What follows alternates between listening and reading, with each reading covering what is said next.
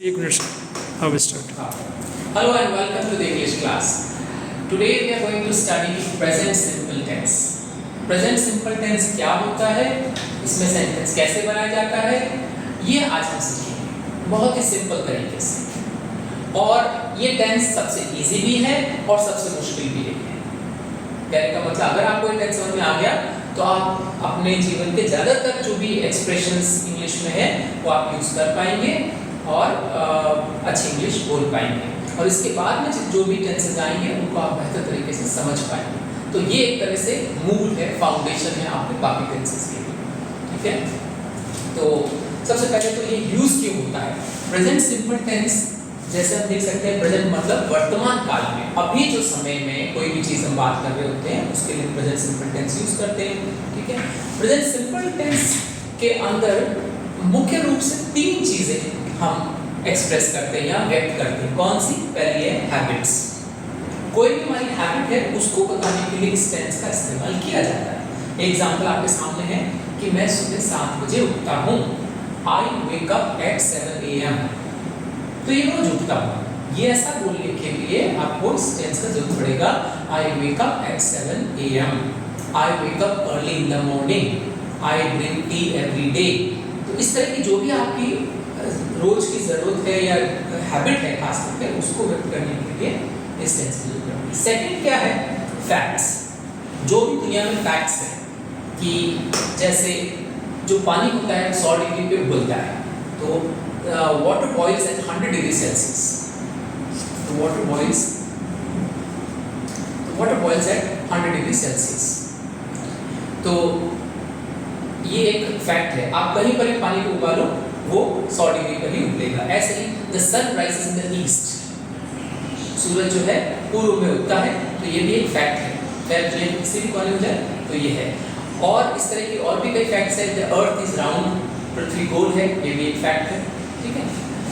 इसी तरह तीसरा जो है कारण, पहला हो गया हैबिट्स, दूसरा फैक्ट्स, और तीसरा है शेड्यूल्स या टाइम टेबल। कोई भी टाइम टेबल या शेड्यूल होता है। शेड्यूल इंग्लिश अमेरिकन वर्ड ज़्यादा यूज होता है, स्केड्यूल जिसको बोलते हैं अमेरिकन प्रोनाउंसिएशन में। इसका मतलब है कि जो नियमित रूप से होने वाली चीज़ें। तो the train leaves eight 6 PM। तो ट्रेन रोज 6 बजे जाती है, यानी कि रवाना होती है। तो ये उसका एक फिक्स टाइम है, इसलिए इसको व्यक्त करने के लिए आपको प्रेजेंट सिंपल टेंस की जरूरत पड़ेगी। आई बात समझ में? अब ये है कि इसको हम इसमें क्वेश्चन कैसे बनाते हैं। इसमें क्वेश्चन हम सीखेंगे, उसके बाद में हम सीखेंगे इसका जो स्ट्रक्चर है, कैसे इसमें वर्ब यूज होता है, कैसे इसमें बाकी सब्जेक्ट्स के वर्ड्स रखे जाते हैं, वो हम सीखेंगे।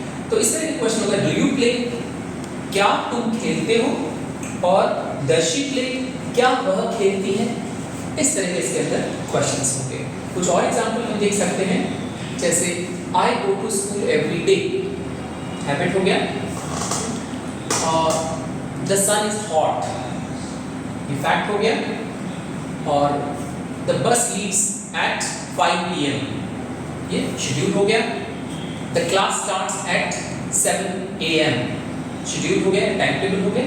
तो इस तरह चीज़ों को व्यक्त करने के लिए होता है। अब आइए देखते हैं कि स्ट्रक्चर क्या होता है, इसको कैसे बनाया जाता है। तो सबसे पहले इसका फॉर्मूला होता है subject plus verb plus object. इसके अंदर सब्जेक्ट में जो भी वर्ड्स होते हैं, देखिए आई है, वी है, यू है, ही है, शी है, इट है, ये सब्जेक्ट्स हैं। दे हैं। इसमें मुख्य रूप से दो कैटेगरी हो जाती हैं, एक सिंगुलर और एक प्लूरल, एक वचन बहुवचन। अब हम इनके साथ में देखेंगे कैसे। फिर दूसरा क्या चीज़ है? वर्ब। तो वर्ब में जैसे डू करना, वर्क काम करना, गो जाना, कम आना, ठीक है ना, प्ले खेलना। तो ये इंग्लिश में जो वर्ड्स हैं ये आपके वर्ब या क्रिया कहलाते हैं। और ऑब्जेक्ट जैसे आई डू, आप कह सकते हैं exercises, I work at office, at home, और you go to school। तो ये जो वर्ड्स हैं ये आपके हो जाएंगे ऑब्जेक्ट। शी कम होम, ठीक है, और प्ले फुटबॉल। तो मोटा मोटा 3 में हमको इसको डिवाइड किया है। सब्जेक्ट मतलब कर्ता, जो भी काम करता है, आई, ही, यू, डी, सी, इट, दे या कोई नाम, ठीक है, जैसे हमने कर दिया राधा या राम, ठीक है। और ये कर्ता जो भी काम करता है, आई वर्क, आई डू, आई गो, आई कम, ठीक है। और उसके बाद में जो भी कर्म है, जैसे आई प्ले और साथ में फुटबॉल, तो आई प्ले फुटबॉल, ठीक है।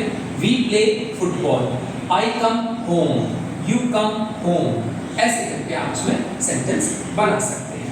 अब इससे पहले कि हम आगे बढ़ें, आपके कोई भी सवाल है तो हम पहले लेते हैं।